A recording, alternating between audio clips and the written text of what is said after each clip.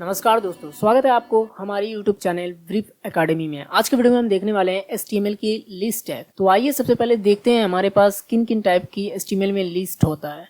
देखिए हमारे पास HTML में लिस्टिंग के लिए 3 टाइप होता है। तो सबसे पहला है अनऑर्डर लिस्ट। अब देखेंगे यहाँ पर आपको स्क्रीन पर देखने को मिल रहा है। तो आपको सर्कल में कुछ लिस्टिंग किसी चीज का करना है तो आप इस तरह का लिखेंगे अनऑर्डर लिस्ट में। देखिए कुछ फ्रूट्स का नेम है यहाँ पर, तो आप देखेंगे ये सर्कल में दिख रहा है लिस्टिंग। तो इस तरह का कुछ लिस्टिंग करना चाहते हैं तो आप अनऑर्डर लिस्ट का यूज करेंगे। और गाइस यहाँ पर नेक्स्ट है हमारे पास ऑर्डर लिस्ट। अब ये जो है नंबर फॉर्मेट में लिस्टिंग दिख रहा है आपको 1 2 3। तो कुछ इस तरह का लिस्टिंग करना चाहते हैं तो आप ऑर्डर लिस्ट का यूज करेंगे। इसके जो फॉर्मेट है चेंज भी हो सकता है, रोमन में भी हो सकता है। जैसे कि रोमन में कुछ इस तरह का देखने को मिलता है 1 2 4 3 होता है, 1 2 3 4 होता है। तो कुछ इस तरह का ही रहता है, लेकिन वो रोमन में रहता है। तो इस तरह के भी ऑर्डर लिस्ट में रहता है। तो इस तरह भी करना चाहते हैं अपने वेब पेज में लिस्टिंग करना तो आप कर सकते हैं। और थर्ड में हमारे पास है डिस्क्रिप्शन लिस्ट। जनरली इसको ज़्यादातर लोग यूज़ नहीं करते हैं, तो फिर भी अगर आप यूज़ करना चाहते हैं तो आप डिस्क्रिप्शन लिस्ट को यूज़ कर सकते हैं। ये कुछ इस तरह का दिखता है।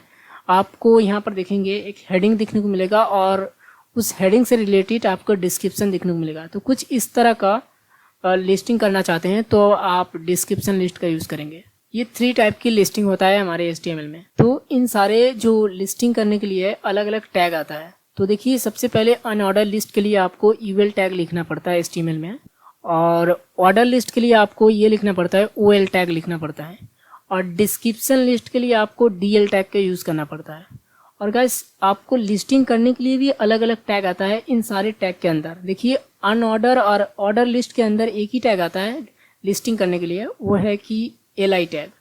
और डिस्क्रिप्शन की लिस्ट के लिए आपको 2 टैग आता है। एक तो आता है हेडिंग के लिए और दूसरा आता है उस हेडिंग की डिस्क्रिप्शन के लिए आता है। देखिए हेडिंग के लिए आपको DT नाम की एक टैग आएगा, DT, वो भी हेडिंग के लिए होता है। और आपको उस हेडिंग से रिलेटेड डिस्क्रिप्शन के लिए आपको DD टैग आता है। तो चलिए मैं आपको VS कोड ले जाता हूँ और आपको प्रैक्टिकल दिखाता हूँ इन सारे लिस्टिंग को लिखते कैसे हैं। सो गाइस फाइनली हम VS कोड आ चुके हैं और यहाँ पर पहले हम लिखेंगे अनऑर्डर लिस्ट। उससे पहले गाइस मैं एक हेडिंग ले लेता हूँ अनऑर्डर लिस्ट का। तो यहाँ पर हेडिंग 1 लिखता हूँ और मैं अपना VS कोड की स्क्रीन को थोड़ा सा बड़ा कर लेते हैं और यहाँ पर लिखता हूँ अनऑर्डर लिस्ट। इसको थोड़ा स्पेस दे देते हैं। यहाँ पर लिखेंगे UL। अनऑर्डर लिस्ट लिखने के लिए आपको UL टैग का यूज़ करना पड़ेगा, जो कि मैंने वीडियो की स्टार्टिंग में ही बताया। तो आपको यहाँ पर देखिए मैं, और उसके अंदर एक LI टैग आता है लिस्टिंग करने के लिए। तो देखिए मैं LI लिखता हूँ और यहाँ पर कुछ भी चीज़ का लिस्टिंग करना चाहते हैं तो वो लिख सकते हैं। तो देखिए मैं इसको थोड़ा सा अपनी ब्राउज़र की स्क्रीन को जूम कर लेता हूँ और यहाँ पर कुछ फ्रूट्स का नेम ले लेता हूँ।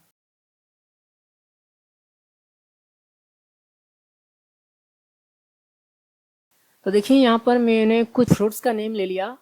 तो आपको कुछ इस तरह का, काफ़ी सारे आपके पास लिस्ट है, तो कुछ इस तरह का लिस्टिंग करना चाहते हैं सर्कल में, डॉट जो सर्कल है। तो इस तरह का करने के लिए आपको UL टैग का यूज़ करना पड़ेगा HTML में।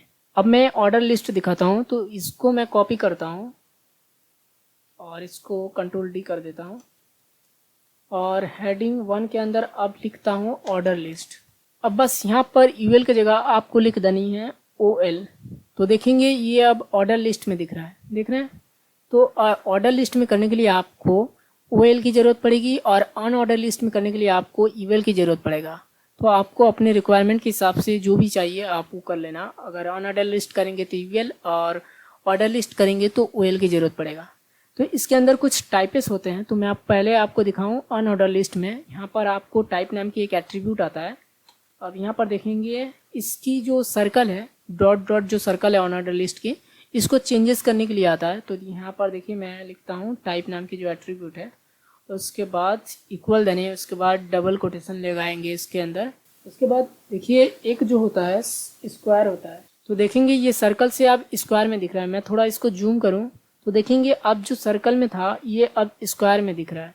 तो कुछ स्क्वायर में दिखाना चाहते हैं अपनी लिस्टिंग को, अनऑर्डर लिस्टिंग को, तब आप टाइप नाम की जो एट्रीब्यूट है वो UL टैग के अंदर लिखना होगा और उसकी वैल्यू होगी स्क्वायर। तो स्क्वायर में दिखेगा। अब हमारे पास और कुछ वैल्यू है, तो दिखाऊं सर्कल। तो देखेंगे ये सर्कल में दिख रहा है, सर्कल में एक बॉर्डर की तरह दिख रहा है। तो कुछ इस तरह का दिखाना चाहते हैं तो आप टाइप में सर्कल नाम की वैल्यू को यूज़ करेंगे। अब हमारे पास लास्ट में है एक डिस्क नाम की, तो इसको DISC, तो ये बाय डिफ़ॉल्ट रहता है, आप लगाओ या ना लगाओ ऐसे ही काम करता है, आप नहीं लगाएंगे तब भी ऐसे ही रहता है। अब लास्ट में और एक वैल्यू दिखाऊं नन, तो ये काम क्या करेगा, देखिए ये लिस्टिंग ही गायब हो गया। यहाँ पर आप लिस्टिंग जो डॉट डॉट दिख रहा था वो अब दिख नहीं रहा, तो जब नॉन लगा देंगे तो ये लिस्टिंग ही नहीं दिखेगा। तो यहाँ पर मैं जो बाय डिफ़ॉल्ट था डिस्क DISC वही लिख देता हूँ, तो ये बाय डिफ़ॉल्ट है, आप नहीं लगाएंगे तब भी ऐसा ही दिखेगा। अब ऑर्डर लिस्ट का कुछ देख लेते हैं, इसके टाइप कौन कौन से आते हैं। तो देखिए मैं इसको थोड़ा सा जूम आउट करूँ तो देखेंगे, इसको अभी फ़िलहाल कमेंट कर देते हैं अन ऑर्डर लिस्ट को, और यहाँ पर ऑर्डर लिस्ट में टाइप लिखता हूँ, और इसके अंदर अगर मुझे देखिए यहाँ पर अगर मुझे नंबर फॉर्मेट में नहीं चाहिए, मुझे अल्फ़ाबेट में चाहिए, तो हम यहाँ पर लिख सकते हैं। देखिए मैं ये लिखूँगा तो सिंपली हमें ए से लेके अल्फ़ाबेट में मुझे अल्फ़ाबेट फॉर्मेट में लिस्टिंग करता हुआ दिखेगा ऑर्डर लिस्ट। तो इस तरह का दिखाना चाहते हैं तो आप यहाँ पर टाइप में डिफाइन कर सकते हैं। अगर मुझे स्मॉल लेटर में चाहिए अल्फ़ाबेट में, तो मैं सिंपली ए लिखूँगा स्मॉल लेटर की, तो देखेंगे स्मॉल लेटर में दिखने को मिलेगा अल्फ़ाबेट में। तो यहाँ पर इस तरह करना चाहते हैं तो आप कर सकते हैं। और एक मैं आपको दिखाऊँ वैल्यू आई, ये रोमन में है, तो देखिए रोमन में कुछ इस तरह करना चाहते हैं तो ये रोमन में है, तो इस तरह कर सकते हैं आप। अगर कैपिटल रोमन में करना चाहते हैं तो देखिए आपको कैपिटल आई लिखना होगा, तो ये कैपिटल रोमन में दिखने को मिलेगा ऑर्डर लिस्ट। सो गाइस इसके अंदर हमारे पास और एक एट्रीब्यूट आता है जो कि है स्टार्ट नाम की एट्रीब्यूट। अब ये काम क्या करता है, देखिए इससे पहले मैं बाय डिफ़ॉल्ट जो है 1 कर देता हूँ, और मैं क्या करता हूँ यहाँ पर लिखता हूँ स्टार्ट। अब यहाँ पर देखिए अभी क्या होगा, 1 से लेके 4 से हमारी ऑर्डर लिस्टिंग हो रहा है। हम क्या चाहते हैं कि 4 से लेके ऑर्डर लिस्टिंग स्टार्ट हो, तो हम यहाँ पर डिफाइन कर सकते हैं। देखिए अगर मैं लिखूँगा यहाँ पर 4 लिखूँगा तो देखिए हमारी लिस्टिंग जो है 4 से स्टार्ट होगा, 4 5 6 7। तो आप चाहते हैं कि 4 से लिस्टिंग स्टार्ट हो या 5 से या 7 से, तो आप इस तरह का लिस्टिंग करना चाहते हैं तो आप कर सकते हैं। देखिए यहाँ पर टाइप में अगर मैं क्या होगा अल्फ़ाबेट में दे दूँ ए, और यहाँ पर हम चाहते हैं कि डी से स्टार्ट हो, तो देखते हैं होता क्या है। तो देखिए यहाँ पर ये जो है अल्फ़ाबेट में नहीं लिया डी से स्टार्ट। अगर मैं क्या करूँ यहाँ पर 4 से कर दूँ तो क्या होगा, ये अब डी से ले रहा है, क्योंकि ये नंबर में काउंट कर रहा है जो अल्फ़ाबेट है, कि अल्फ़ाबेट जो स्टार्ट हो रही है कितने नंबर से स्टार्ट हो रही है। तो अगर आप इस तरह डी से स्टार्ट करेंगे तो देखिए ये नहीं लेगा। तो आप जब अल्फ़ाबेट भी यूज़ करेंगे तो आपको नंबर फॉर्मेट में यूज़ करना होगा कि आपकी अल्फ़ाबेट कितने नंबर पर है, तो इस हिसाब से यूज़ करेंगे। देखिए मेरे 4 नंबर पर डी है तो मैं 4 लिखूँगा, तो अब डी 4 नंबर पर जो डी है डी से स्टार्ट हो रहा है। अगर मैं 5 लिखूँगा तो 5 नंबर पर देखिए ई है, तो ई से स्टार्ट हुआ मेरी अल्फ़ाबेट। तो इस तरह का भी आप करना चाहते हैं तो आप कर सकते हैं। अब हमारे पास लास्ट में है डिस्क्रिप्शन लिस्ट, तो उसको भी देख लेते हैं। तो हम क्या करते हैं, हेडिंग 1 में डिस्क्रिप्शन लिस्ट लिख देते हैं। अब यहाँ पर हम क्या करते हैं, OL के जगह हम लिख देते हैं DL। अब जैसे कि मैंने आपको बताया कि डिस्क्रिप्शन लिस्ट के अंदर हमें LI टैग की ज़रूरत नहीं पड़ती, इसके लिए हमारे पास 2 टैग आते हैं, वह है एक है DT। तो हम यहाँ पर बताते हैं हेडिंग, डिस्क्रिप्शन की हेडिंग रहती है, तो देखिए मैं लिख देता हूँ हेडिंग लिख देता हूँ, आप कुछ भी लिख सकते हैं।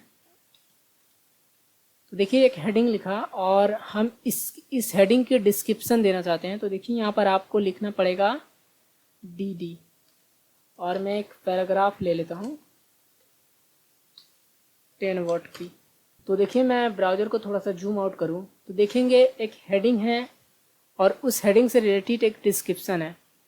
मैं इसको पैराग्राफ को थोड़ा सा और बड़ा दे देता हूँ, काफ़ी सारे वर्ड दे देता हूँ, 50 वर्ड का। देखिए इस हेडिंग से रिलेटेड इसकी डिस्क्रिप्शन है। तो और कुछ ले लेते हैं, तो इस हेडिंग को हम कर देते हैं 2। तो देखिए अब हेडिंग एक हेडिंग है और इसके बाद हेडिंग 2 है, फिर और एक ले लेंगे तो हेडिंग 3 हो जाएगा। देखिए इस तरह का कुछ करना चाहते हैं तो आप डिस्क्रिप्शन लिस्ट का यूज़ करेंगे। जनरली इसे कोई यूज़ नहीं करता। देखिए इस तरह का आपको देखने को मिलेगा इफेक्ट। तो हमारे HTML में ये 3 टाइप की लिस्टिंग के लिए होता है, तो आप अपने रिक्वायरमेंट के हिसाब से यूज़ कर लेना कि आपको किस टाइप की लिस्टिंग चाहिए। आज के लिए इतने ही। हम मिलते हैं नेक्स्ट वीडियो में HTML की किसी और टैग के साथ।